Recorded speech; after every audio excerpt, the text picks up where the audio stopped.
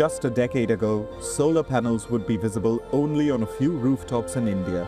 But today, the country has raced ahead to script history. In 2025, India officially surpassed Japan to become the world's third largest solar power producer. India's progress in the renewable energy sector reflects its commitments to the policies and strategic planning under the leadership of Union Minister of New and Renewable Energy, Shri Pralhad Joshi. Born into a traditional family in Karnataka in 1962, Shri Pralhad Joshi's foray into politics began with the Rashtriya Swayamsevak Sangh at a young age. He promptly rose through the ranks of the BJP's youth wing. In 1996, Shri Pralhad Joshi made his debut in electoral politics as a legislator to the Karnataka Legislative Assembly. In 2004, he became a Member of Parliament, which he has been holding to date by winning 5 consecutive elections. Since June 2024, Shri Pralhad Joshi has driven major initiatives in the renewable energy space. He is championing the central government's flagship scheme, PM Surya Ghar Muft Bijli Yojana, which is aimed at installing rooftop solar systems in 1 crore or 10 million households across India by the financial year 2026-27. Also, as the Union Minister for Consumer Affairs, Food and Public Distribution, Shri Pralhad Joshi has focused on enhancing food security, improving consumer rights and digitalizing supply chains. From solar rooftops, rural electrification to a digitized public distribution system, every initiative under the guidance of Shri Pralhad Joshi underscores the country's vision of an inclusive, secure and clean India. A round of applause, ladies and gentlemen. I now request my colleague Diksha Bisla to take the conversation forward with Minister Joshi. Sir, please.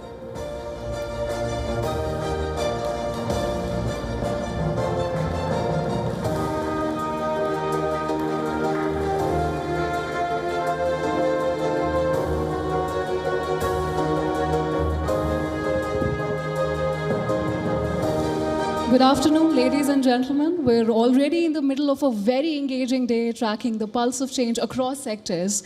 And perhaps if there's one space where that pulse is the most dynamic and the most decisive, it has to be energy. And it's our pleasure to have with us Honorable Pralhad Joshi, sir. He's the Union Minister for New and Renewable Energy. Sir, thank you so much for making time for us and joining us on WION World Pulse.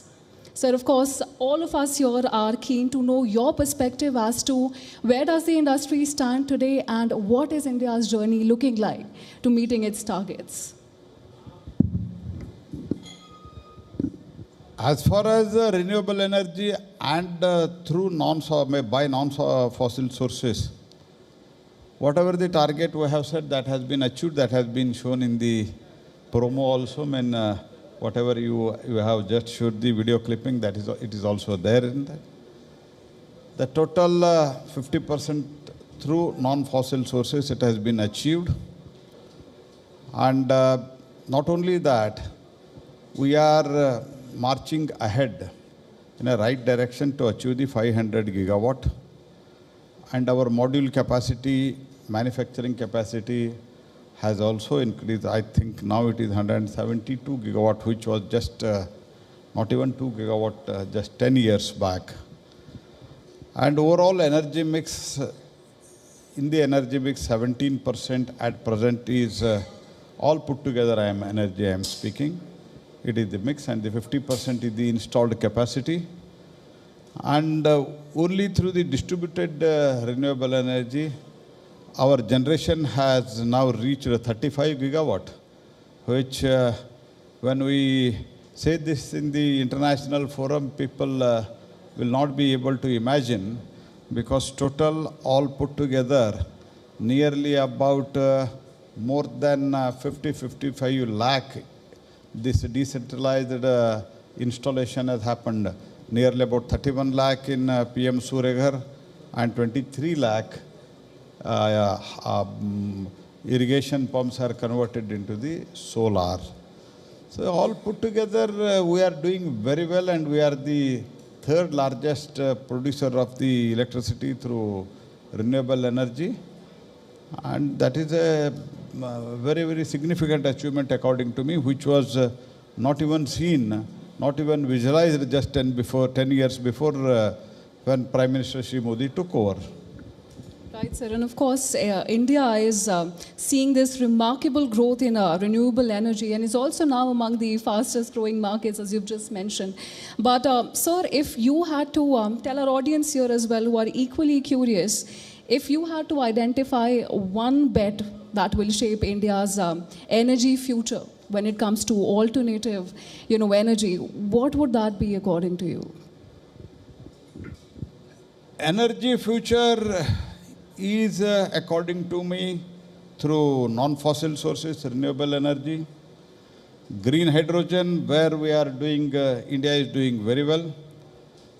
As already I mentioned in the first question itself, through non-fossil sources, we are doing extremely well. I am very proud of that.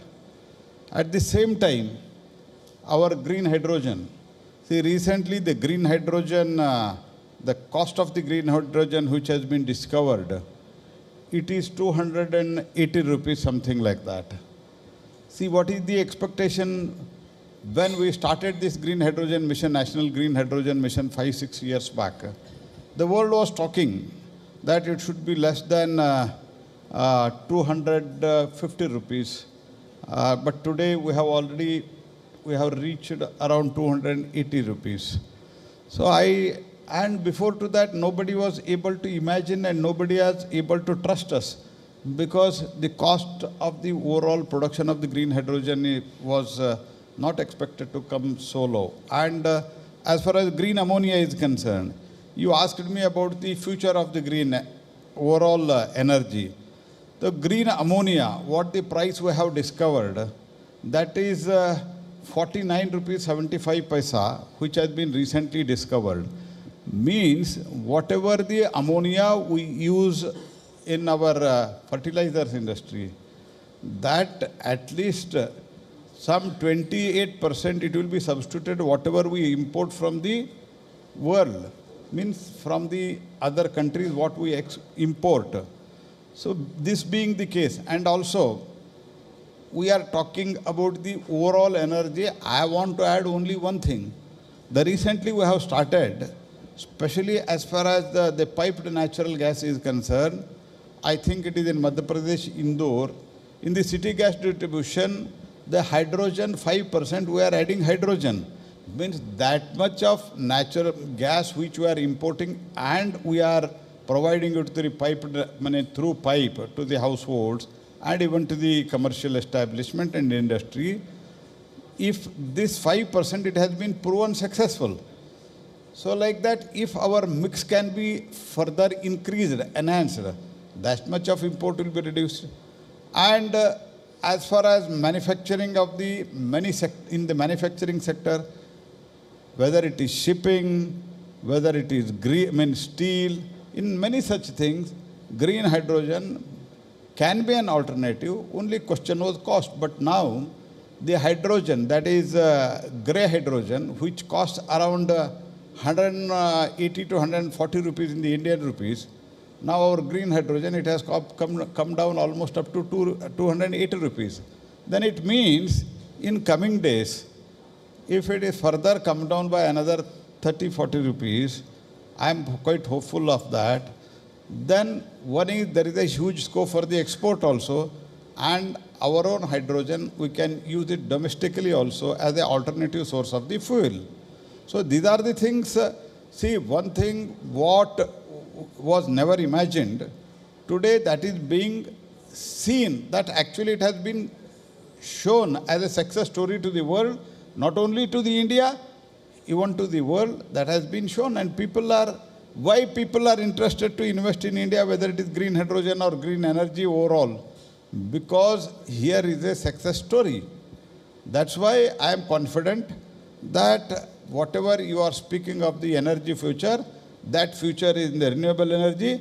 That future is in India because we are in the right direction. Quite long back, Prime Minister Modi, when he was the Chief Minister, he thought of this.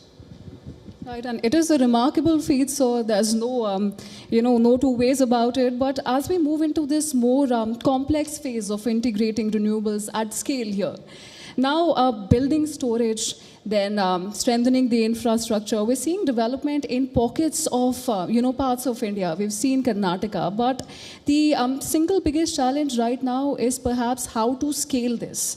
And how would you... How to? I could not...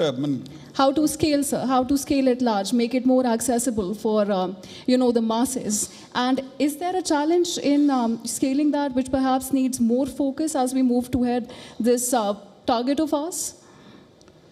No. You are speaking about challenge because you are here on the dais. I'm not properly audible because I think sound system, there should be some wrong in that. I'm not able to catch you properly, but you say you are talking about the challenge. The challenge is, yes, in every sector there are challenges. I don't say no. Whenever we start, if you just imagine 20 years back, 25 years back, when there was solar power, if you mean solar electricity, if you just, you imagine, 20 years back it was 20 rupees per unit. Today it is 2 rupees 15 paisa, 2 rupees 30 paisa. With the storage, it is 2 rupees 80 paisa. With the battery storage, with wind, battery and solar, purely solar, it is all put together, it is nearly about 4 rupees. Add firm and dispatchable renewable energy is less than 4 rupees 50 paisa. If you compare it to the new thermal power, it is 7 to 8 rupees, which has been, of course, I am not telling because I was the coal minister previously. I handled the entire 5 years coal, and I think recently I was the only minister who handled the entire 5 years coal ministry, and I know what is the importance of the coal. But having said that, I know that because of the coal and coal mining, its overall capex for the thermal power plant, it naturally costs more. But here emission is less, and there is no much environmental issue. Third thing is, cost-wise, firm and dispatchable renewable energy, that is less than 4 rupees 50 paisa to maximum 5 rupees. That means we are saving almost minimum 2 rupees to 2 rupees 50 paisa per unit, even if it is firm and renewable dispatchable energy, FDRE, what we talk, that is less than 5 rupees. Means almost 2.5 rupees to 3 rupees we are saving. That is one point. Second point, as I told in the beginning itself, our total installation in PM Suryaghar, whether it is in PM Kusum, where electricity is generated in so many places, there itself they can charge their vehicles. There itself, electric vehicle, whatever is now, India is, that also we are leading it.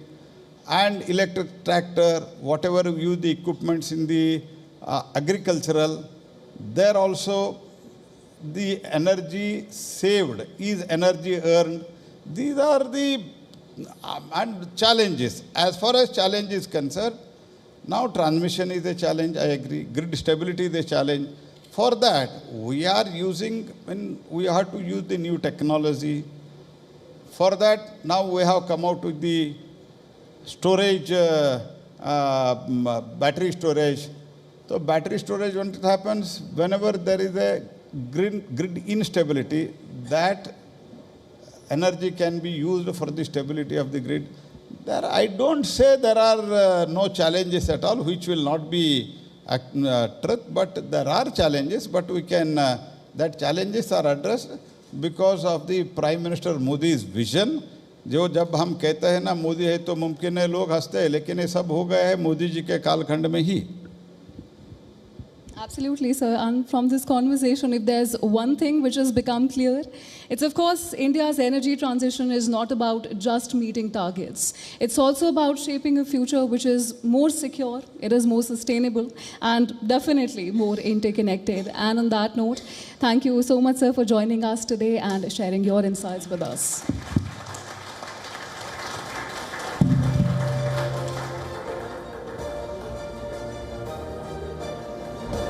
Thank you, sir.